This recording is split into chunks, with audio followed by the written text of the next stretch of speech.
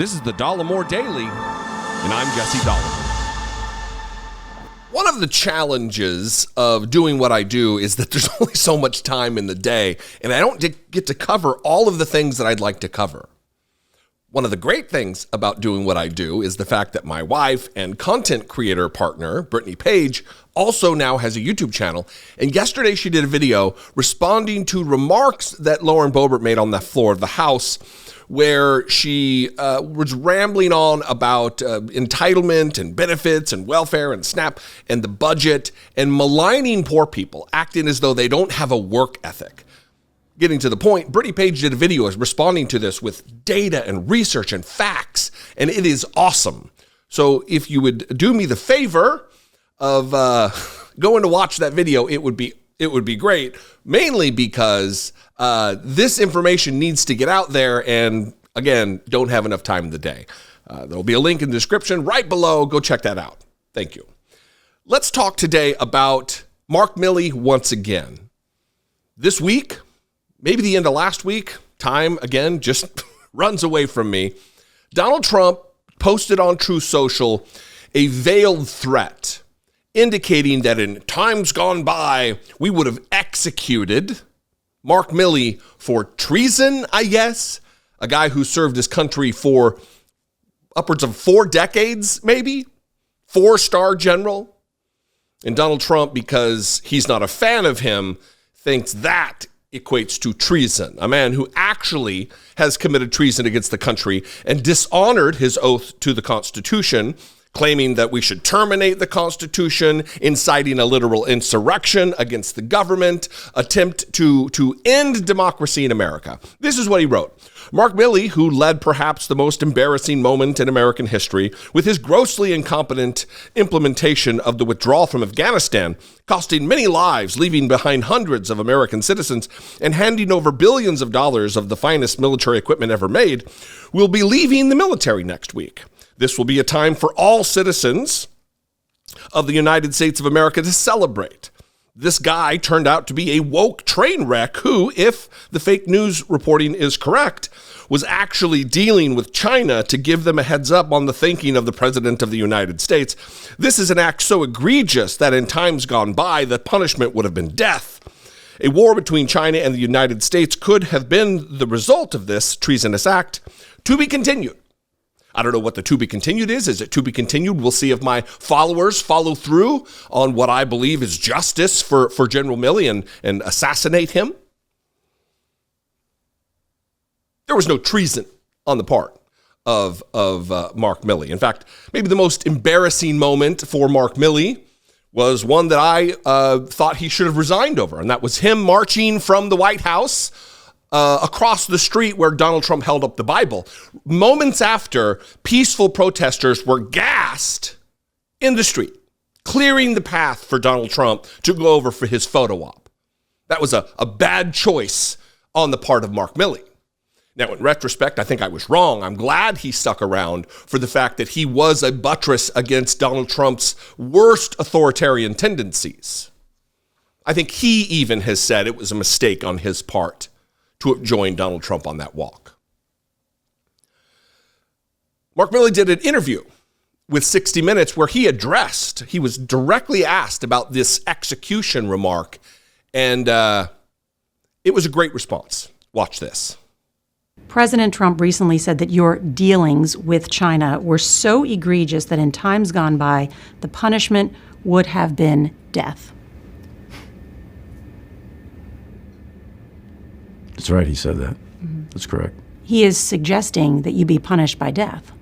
The former commander-in-chief to his former top military advisor. Look, I'm a soldier. I've been faithful and loyal to the Constitution of the United States for 44 and a half years.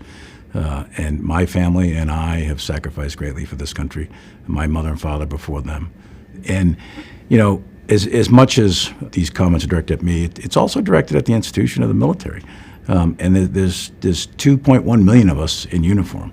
And the American people can take it to the bank that all of us, every single one of us, from private to general, we're loyal to that Constitution and we'll never turn our back on it no matter what the threats, no matter what the humiliation, no matter what. If we're willing to die for that document, if we're willing to deploy to combat, if we're willing to lose an arm, a leg, an eye, to protect and support and defend that document and protect the American people, then we're willing to live for it too. So I'm not going to comment directly on those things, but I can tell you that this military, this soldier, me, will never turn our back on that Constitution. But for the record, was there anything inappropriate or treasonous about the calls you made to China? Absolutely not. Zero. None. It almost seems odd to ask this question because the former commander-in-chief seems to be calling for your execution.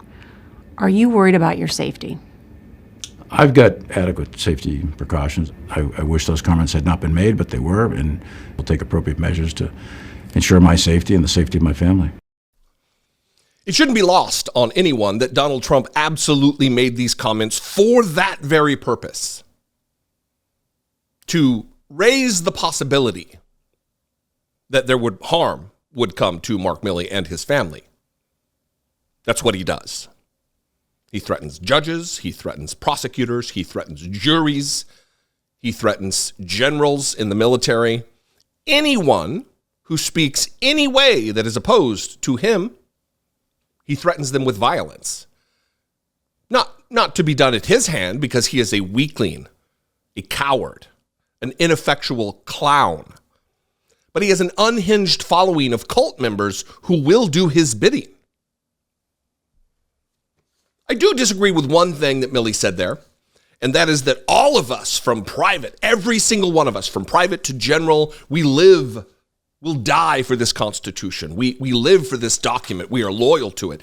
And that's just not the case. We know that there is a white nationalist issue, problem, existence in the United States military where there are groups of radicals. That's where the Oath Keepers and the 3%ers and the Proud Boys recruit from, is former military people. And if you think they radicalize only when they leave the military, you'd be wrong. So I don't know if this is just an overarching theme he wants to touch on, the loyalty of people in the military, but to categorize it as every single one of us is just wrong. And I hope that he knows that it's wrong. I hope that the military, because I don't have as many tentacles out there as I used to, I hope they are understanding the real and grave threat posed by Donald Trump supporters, the white nationalists, the avowed neo-Nazi types who are and have infiltrated the United States military.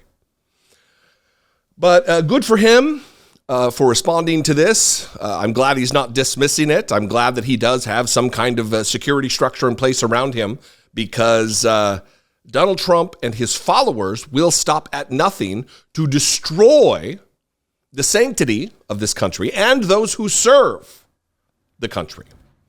People who don't just serve at the pleasure of Donald Trump himself. He has hijacked one of our political parties, the Republican Party, and he's attempting to hijack the country. What do you think? I'd absolutely love to know. We can mix it up in the comments. Agreeably disagree. You can also call and leave me a voicemail, 714-576-4054. Of course, you can email me, daily@dollemore.com. If you appreciate what I do, if I bring you value on a day-to-day or video-by-video basis, and you want to help support and produce what we do here, click the join button below, see what's involved in becoming a channel member. For $2 a month, you can become a channel member. Or you can go over to patreon.com/IDoubtItPodcast. There's also, you can buy merch, get something in your hands, hit the super thanks button. There's a lot of ways to support. Make sure you're subscribed, all of that. I love and appreciate you. Thanks for your engagement. I'll see you next time. Until I do, be genuine. Take care of one another.